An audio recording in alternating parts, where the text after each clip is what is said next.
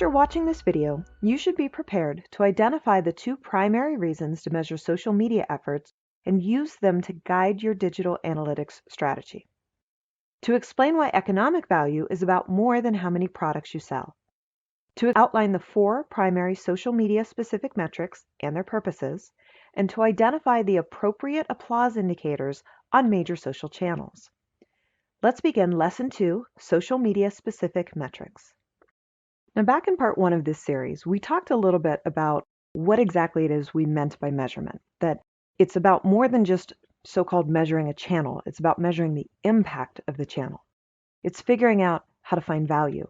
Because what happens all too often when we talk about measurements is people get focused on those easy to see social media metrics that are just right there in front of you. How many followers do you have on Pinterest? How many likes did you get on that Facebook post? How many thumbs up happened on YouTube? And again, those have value, and we'll get to those.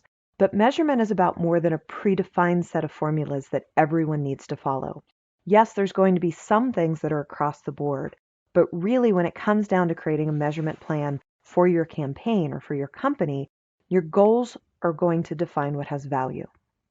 So to get things rolling, you need to be able to ask yourself a couple questions, because as with everything else we've learned, it'll all come down to what works best for you, what your business needs to have happen. So you need to ask yourself things like, what is it that you need to know? Where can you get that type of information? And what will you use the data for? Because if you don't take the time to ask these questions, it becomes all too easy to find yourself in that place of analysis paralysis, where there's just so much information coming in and you really don't know how you're actually going to leverage it or do something with it. Now, there's 2 main goals when it comes to social media, and a lot of this is about perspective, because there's a million different things you can measure, but it all comes down to 2 key points of value. The first one is the idea of whether or not your efforts were worth it. The primary reason we measure our social media efforts is to answer that question. Was the amount of time and money and effort and staffing that we put into it rewarded by a positive enough ROI to justify that investment? That's the first and foremost thing we always want to look at is, are we wasting our time, or is what we're doing actually helping us progress further? The number 2 purpose of measurement is improvement. This is the other key thing that we're looking for, is to gain the knowledge needed to make our efforts more effective the next time around. Basically to create that process of learning, refining, and then relaunching our efforts. When it comes to looking at measurement and sort of digital analytics from the social media side, there are definitely some areas that are very particular to this area of marketing. In fact, way back in 2011, Avinash Kaushik introduced 4 key measurement points that could be used for social media, and they're still a great starting point today. Now, if you want to read the whole article that he put together, you'll see the link down there at the bottom, tinyurl/sl-measure. That'll take you right to it. But I'm also going to walk you through sort of what they are and what they look like in terms of practical application. So basically, he boiled down the idea of sort of the high-level social media measurement into the area of economic value, conversation rate, amplification rate, and applause rate.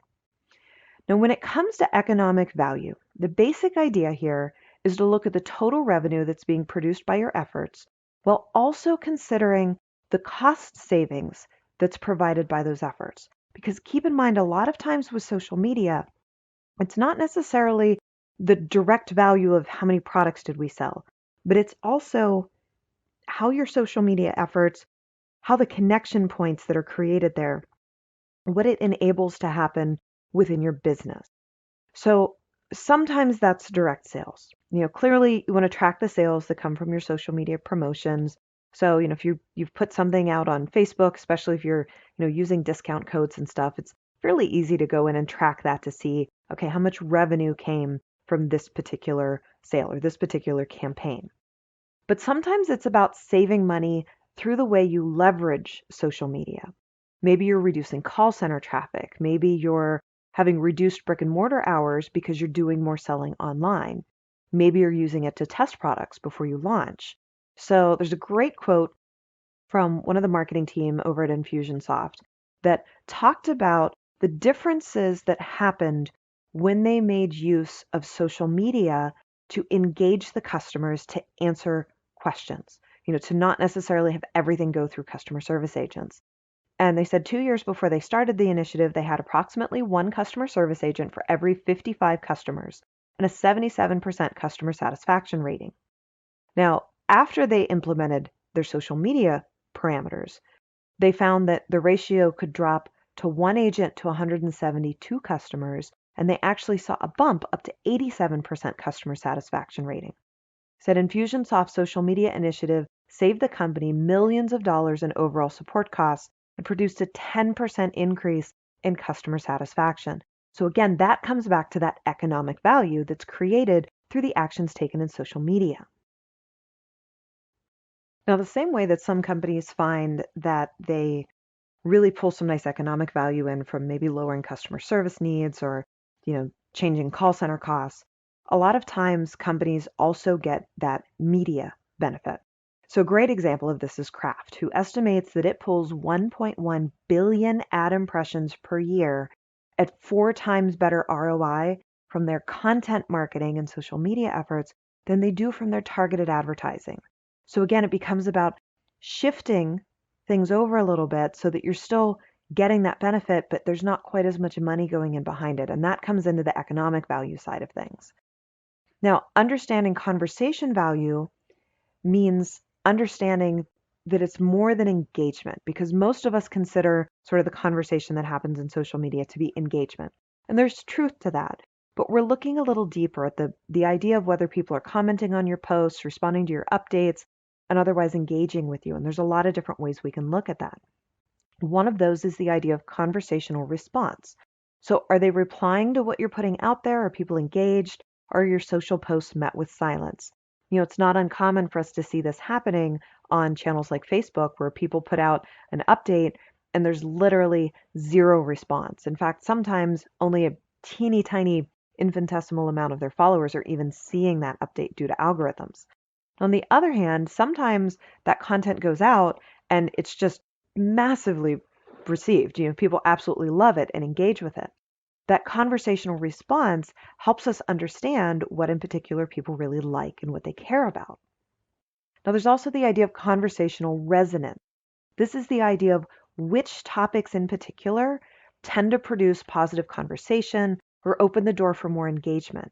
So by taking the time to look overall at the content you have coming in and identify those places where you see really, really great resonance, really, really high levels of interest, especially organically, that's one of those opportunities to look deep and see what was the content, what was it we put out, why did that resonate so well with people, and what do we do to create more of that type of content?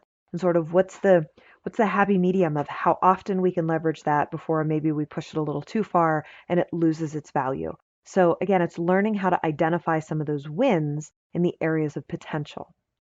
There's also the idea of conversational direction.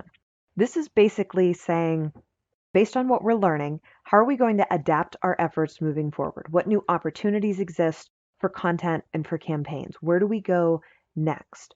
What are we seeing get brought up in a comment somewhere? Or, maybe we're looking on Pinterest and we're seeing what's the name of the pin board that they saved our content to, because maybe they're leveraging it in a way that we didn't think about. That helps us know where we want to go next. Now, if we move on to the idea of amplification rate to try and understand what that looks like, this becomes about the idea of a combination of share and reach, because amplification is the measurement of how far your message manages to travel once you've sort of released it into the wild of social media.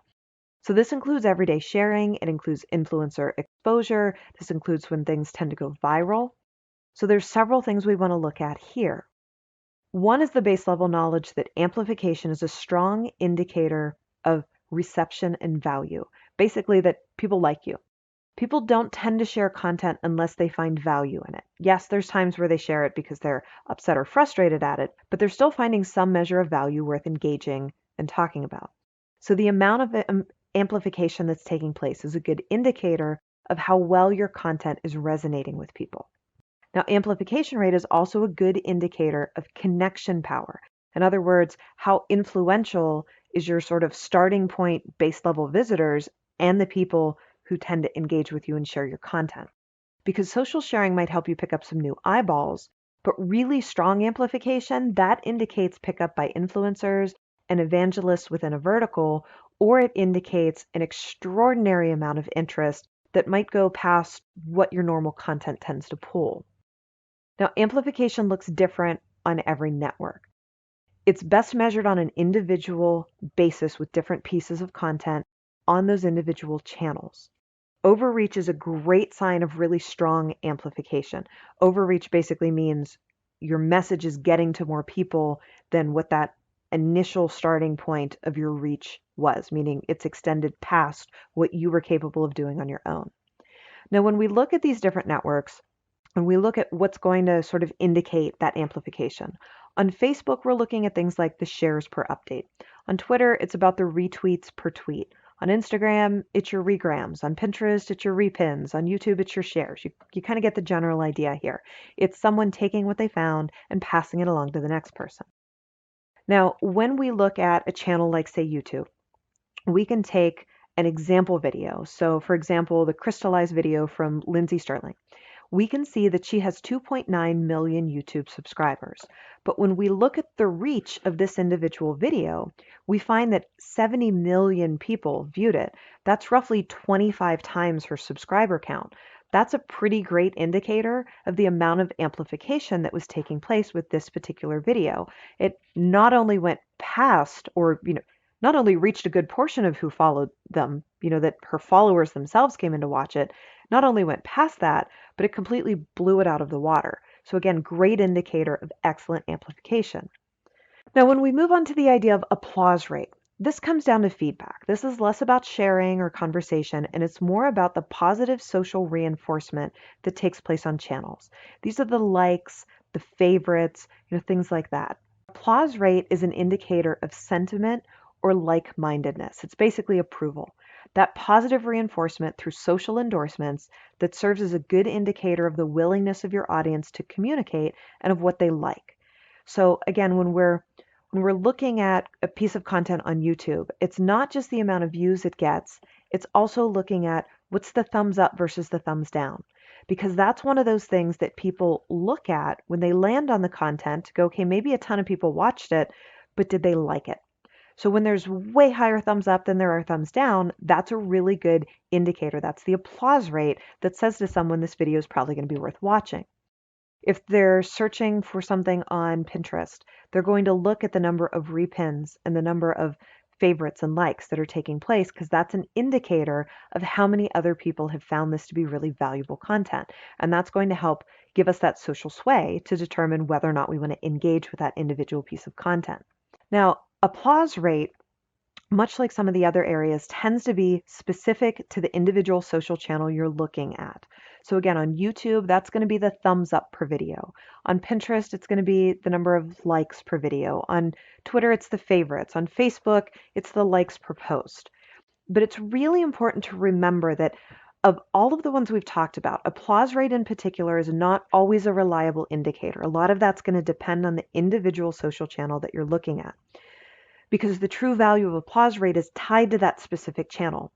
It can really be a strong indicator on Facebook or on YouTube where people are used to giving the thumbs up. They're used to giving, clicking that like button.